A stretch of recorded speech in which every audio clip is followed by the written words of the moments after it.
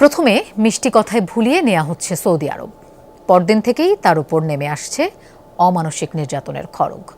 এরপর পরিবারের কাছে মুক্তিপণ দাবি, মুক্তিপণের টাকা পেলে এক সপ্তাহের মধ্যেই পাঠিয়ে দেওয়া হচ্ছে বাংলাদেশে। সৌদি আরবে এমনই এক ভয়ঙ্কর ফাঁদ পেতেছে গোপালগঞ্জের তারা খান।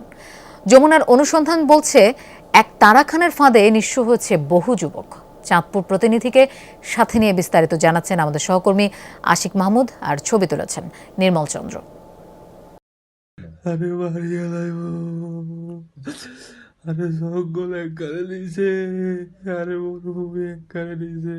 সৌদি আরব গিয়ে মাত্র 7 দিনের মাথায় মুক্তিপণের টাকা দিয়ে দেশে ফিরতে হয় নোয়াখালীর ইমরানের। আর সেখানে কতটা নির্যাতনের শিকার হয়েছেন তা তার আহাজারিতেই প্রকাশ পেয়েছে।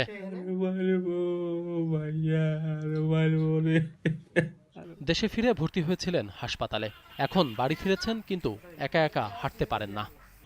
অনেক মারধর করছে। মারধর করার পরে এক পর্যায়ে মারধর করে সারাটা শহর ঘুরাইছে।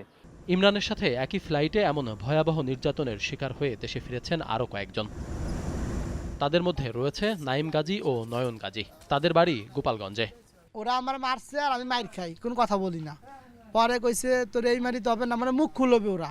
পরে নাচিতেছে, আমি পড়ে গেছি, যে আমার দাঁড়ায় রয়েছে, ও আমার পিটেছে। পরে আকাশমণি ডাল ভেঙে পরে আমার এদিকে পিটেছে, এইদিকে পিটেছে, এইদিকে নাচি মাসে মার দিয়ে ঠিয়াইছে, এইদিকে লাগছে।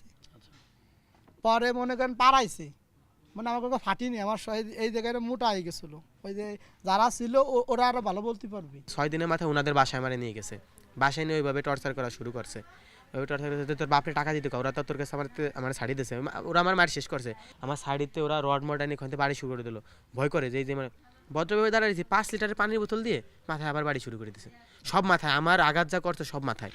আমি মাথায় নিয়ে মনে করেন কিছু করতে পারতেছি না, একটু চাকরি করবো কি কোনো কিছু করে খাবো, সারাদিন বিছান ধরা। আমি এই যে দাঁড়া রয়েছে, কেমনে দাঁড়া রয়েছে আমি বলতে পারতেছি না। এবার একটু চাঁদপুরে যেতে চাই। সেখানে সৌদি আরব থেকে চরম নির্যাতনের শিকার হয়ে দেশে ফিরে হাসপাতালে হাসপাতালে ঘুরছেন সজীব হোসেন। তার একটি চোখ এখন নষ্টের উপক্রম।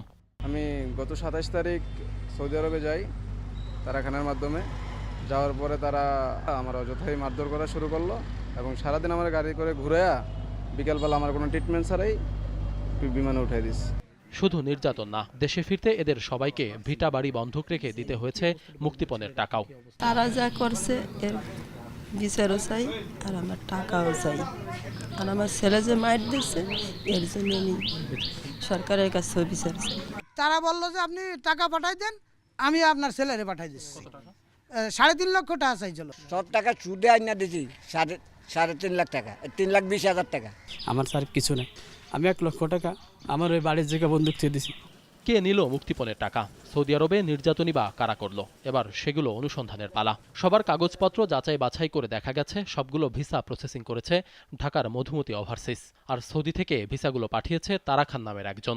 চক্রের যে হোতা তারা খান সহ অন্যান্য যারা আছে তাদের সুষ্ঠু বিচার চাই। আমার বাইরে বিনা দোষে বিনা কারণে তারা খানে নিয়ে এই ধরনের অত্যাচার কেন করলাম, এটার বিচার চাই। এখন প্রশ্ন হচ্ছে, কে এই তারা খান? যমুনার অনুসন্ধান বলছে তারা খানের গ্রামের বাড়ি গোপালগঞ্জে। সৌদিতে থাকেন প্রায় 24 বছর যাবৎ।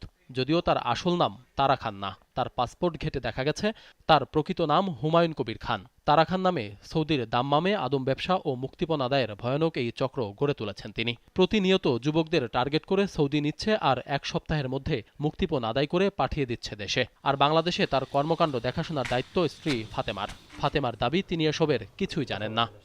না আমি বললাম না, আমি এর ভিতরে আমার হাজব্যান্ড পাঠায় ওইখান থেকে, আমি জানি না এসব। আচ্ছা। যদিও ভিসা প্রসেসিং করা সেই মধুমতি ওভারসিজের মালিকের দাবি, এখানে তাদের কোনো দায় নেই, সব দোষ তারা খানের। তারা খানের কাছ থেকে তারা নিছে এবং তারা ওইখানেই আছে, এবং ওইখানে থাইকাই তারা দেখা শুনে নিছে। এখানে আমার কোনো ইয়া নাই। জনশক্তি কর্মসংস্থান ও প্রশিক্ষণ ব্যুরো বিএমইটি কর্তৃপক্ষ বলছে, অভিযোগ পেলে এদের সবার বিরুদ্ধে ব্যবস্থা নেওয়া হবে। সবকিছু কিন্তু তাদেরকে মানে ওয়েল ব্রিফ করা হয়, তারপর এই ধরনের বিচ্যুতিগুলো আমরা দেখতে পাই। আমাদের তরফ থেকে অবশ্যই আমরা এখানে আইনানুগ ব্যবস্থা নেওয়ার জন্য আমরা সবসময় প্রস্তুত আছি। আমাদের অভিযোগ আসলে আমরা লিখিতভাবে পেলেই আমরা এগুলো যাচাই বাছাই করে আমরা প্রয়োজনীয় ব্যবস্থা নেব। তারা খানের মতো এমন দালালদের খপ্পরে না পড়তে সবাইকে সচেতন হওয়ার অনুরোধ জানিয়েছেন ভুক্তভোগীরা। আমি আসার 6 দিন পরে আমার যে ভিসায় যে আরো 5 জন গেছে সবাই। আশিক মাহমুদ, যমুনা নিউজ, ঢাকা।